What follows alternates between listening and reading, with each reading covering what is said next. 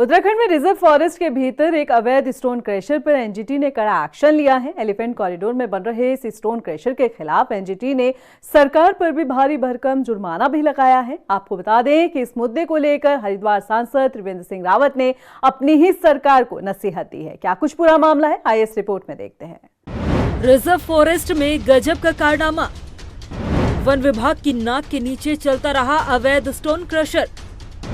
NGT ने उत्तराखंड सरकार को जमकर लताड़ा, सरकार से मांगा जवाब, अब भरना होगा जुर्माना।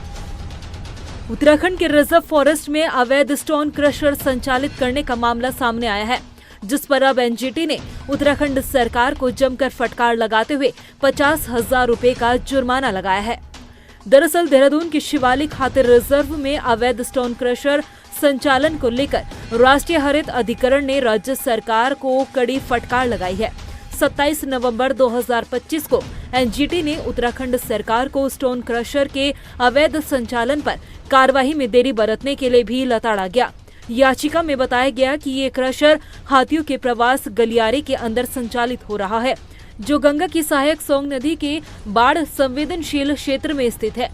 इससे पर्यावरणीय उल्लंघन के साथ साथ हाथियों और स्थानीय पारिस्थितिकी तंत्र को गंभीर खतरा हो रहा है, जिस पर एनजीटी ने राज्य सरकार को तुरंत कार्रवाई के निर्देश दिए हैं, जिसमें क्रशर को बंद करना और प्रभावित क्षेत्र का सर्वे शामिल है।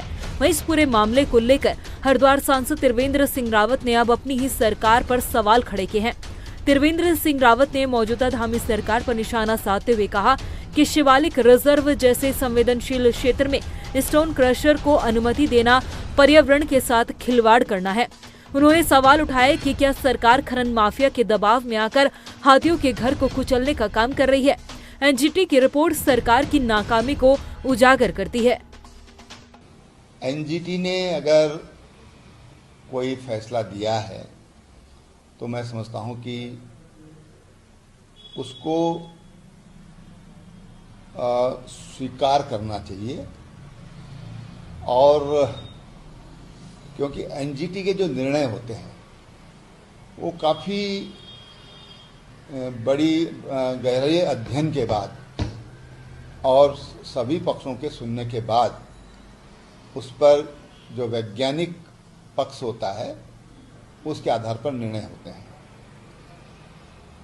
नदियां हों, वन हों, वन्य जीव हों, मनुष्य हो, हम सबका सह अस्तित्व है, और जब हम सह अस्तित्व है तो हमको इन सब बातों का ध्यान रखना चाहिए। किसी भी सरकार का ये दायित्व है कि कहीं पर अगर इस तरह के अवैध तरीके से कार्य हो रहे हैं तो उन पर एक्शन होना चाहिए, और एनजीटी का जो फैसला है उसका स्वागत होना चाहिए। बता दें कि उत्तराखंड का ये क्षेत्र हाथियों, बाघों और अन्य वन्य जीवों का प्रमुख आवास है। यहाँ स्टोन क्रशर से उत्पन्न धूल, शोर और पानी प्रदूषण हाथियों के प्रवास को बाधित कर रहा है। एनजीटी ने राज्य को 4 हफ्ते में रिपोर्ट सौंपने के आदेश दिए हैं। इससे पहले भी झारखंड और मध्य प्रदेश जैसे राज्यों में स्टोन क्रशर पर एनजीटी ने सख्ती बरती है। वहीं पूरे मामले में अब कांग्रेस ने बीजेपी सरकार को घेरने का काम किया है। कांग्रेस के प्रदेश अध्यक्ष गणेश गोदियाल का कहना है कि जो सरकार खनन के क्षेत्र में अपनी पीठ थपथपा रही थी, केंद्र सरकार उसे पुरस्कार दे रही थी, उसी सरकार पर अब जुर्माना लगा है, क्योंकि अवैध खनन सरकार के संरक्षण पर चल रहा है। जो सरकार खनन के क्षेत्र में अपनी पीठ थपथपा रही है कि केंद्र की सरकार ने हमें पुरस्कृत किया है, उन्हें इसमें जवाब देना चाहिए कि एनजीटी ने उन पर अवैध खनन के लिए जुर्माना क्यों लगाया।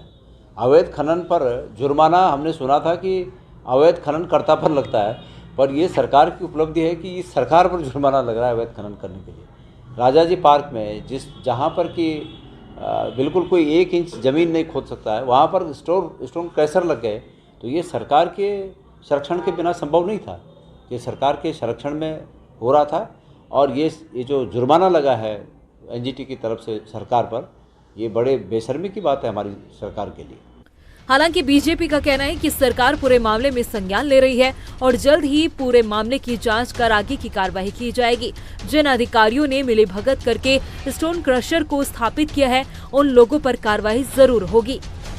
शिवालिक एलिफेंट कॉरिडोर में के अंतर्गत अवैध क्रैशर निर्माण के संबंध में जो एनजीटी की रिपोर्ट आई है, सरकार उसका अध्ययन भी कर रही है और माननीय मुख्यमंत्री जी स्वयं उसमें गंभीर हैं।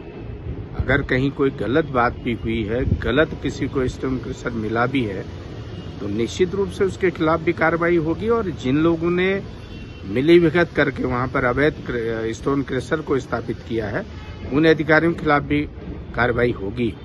बीजेपी भले ही इस मामले में अब कार्रवाई की बात कर रही हो, लेकिन त्रिवेंद्र सिंह रावत का फिर से अपनी ही सरकार को घेरना कई गंभीर सवाल खड़े करता है।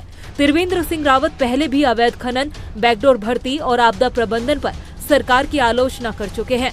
ऐसे में अब अगर समय रहते सरकार ने इस मुद्दे को लेकर कोई ठोस कदम नहीं उठाया, तो आने वाले समय में बीजेपी को इसका खामियाजा भुगतना पड़ सकता है। रफ्तार मीडिया के लिए देहरादून से सुशांत सिंह की रिपोर्ट।